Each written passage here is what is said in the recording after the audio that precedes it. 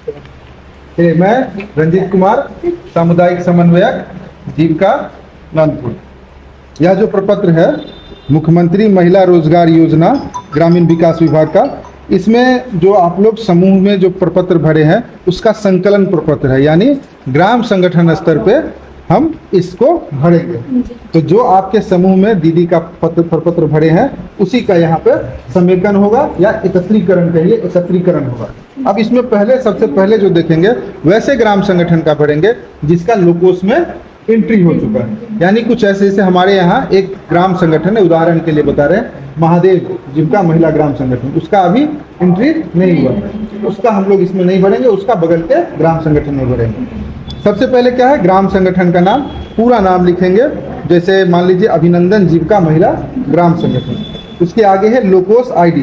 तो जो उस ग्राम संगठन का लोकोस आईडी होगा सभी ऐप में है उपलब्ध, या दिक्कत होगा तो कार्यालय से संपर्क करके आप लोकोस आईडी ले सकते हैं। उसके बाद गांव का नाम, जो राजस्व ग्राम होगा उसका नाम, और उसके पंचायत का नाम, साथ ही प्रखंड का नाम और जिला का नाम। ये हम लोग ऊपर का हेडिंग भरेंगे। और यह प्रपत्र जो है दोनों साइड भरना है, तो दोनों साइड वो विवरण भरना है, तो दोनों साइड विवरण भरेंगे, उसमें कोई समस्या नहीं होनी चाहिए। अब जो प्रपत्र में क्रम संख्या लिखा है, इस क्रम संख्या में जैसे हम एक समूह का लेते हैं, सीता जीविका स्वयं सहायता समूह, उसका शुरू से लेंगे, 1 से लेके 10 मेंबर है, 8 मेंबर है, 12 मेंबर है, जितना फॉर्म उसमें भरा हुआ है उसको लेंगे। उसके बाद उसी के दूसरे समूह का, इसी ग्राम संगठन के किसी दूसरे समूह का जब भरेंगे तो उसके आगे सीरियल करते जाएंगे। ग्राम संगठन में जितनी दीदी है, चाहे वो सीरियल 120, 125, 150 तक जाए, उसको सीरियली कंटिन्यू करते जाएंगे। अब इसमें गौर देने वाली बात क्या है, आवेदनकर्ता का नाम है। हम लोग उस प्रपत्र में जो सीएम भरी है उससे भरने से बचेंगे। भरेंगे कहाँ से, उसके साथ जो आधार कार्ड लगा है, क्योंकि हो सकता है सीएम दीदी ने भरते वक्त कुछ गलती कर दी हो, हर्षी दीदी में गलती हो, अनुस्वार में गलती हो, तो हम लोग आधार कार्ड से नाम भरेंगे, फिर उनके पति का नाम भरेंगे। तीसरा है स्वयं सहायता समूह का नाम, तो जिस समूह से वो दीदी जुड़ी हुई है उस समूह का नाम भरेंगे। आधार संख्या, आधार कार्ड से देकर के सही आधार संख्या भरेंगे। इसके बाद है बैंक का नाम एवं शाखा, जिस बैंक में हो, जैसे मान लेते हैं कि बिहार ग्रामीण बैंक भदियन का है तो बीजीबी भदियन लिख देंगे, इंडियन बैंक जानीपुर का है तो आईबी जानीपुर लिख देंगे, या जिस भी बैंक और ब्रांच होगा वो लिख देंगे। फिर सही से खाता संख्या लिखेंगे, पूरा खाता संख्या, आईएफएससी कोड जो उसका बैंक का अपना कोड होता है वो डालेंगे। कोटि श्रेणी, इस कोटि श्रेणी में हम लोग जाति नहीं लिखेंगे, सामान्यतः जो सीएम दीदी लोग हैं वो लिख देती हैं, जो यादव है, मंडल है, चमार है, दुसाद है, राजपूत है, ब्राह्मण, वो नहीं लिखेंगे। जिस कोटि में आती है, वर्ग की बात करें तो यादव हो गया या अन्य जो भी जातियां हैं, इसी तरीके से इसका सारा कुछ डालेंगे।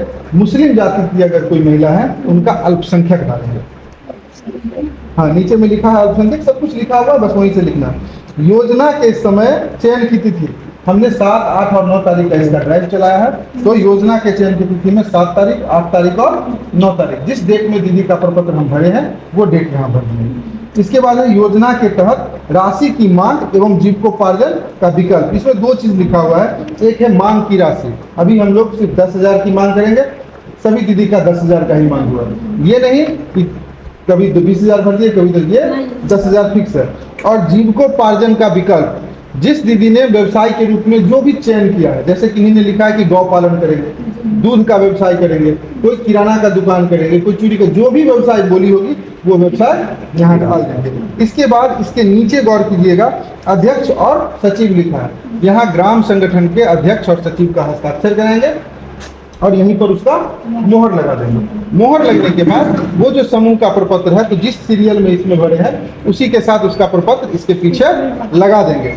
अगर उसको बांधने का कोई सिस्टम हो तो बांध दीजिएगा, नहीं तो पंच करके उसका टैग आता है उसे बांध देना है। सर, पूरा दीदी को मतलब पीछे लगा देना। हाँ, वो फॉर्म के साथ सीएम दीदी फॉर्म लगाई होंगी, उसके साथ उनका आधार और पासबुक लगा होगा, और वो ही फॉर्म इसके साथ लगा करके ये आप सीएलएफ में कल शाम तक मतलब 2 बजे तक पहुंचा दीजिएगा।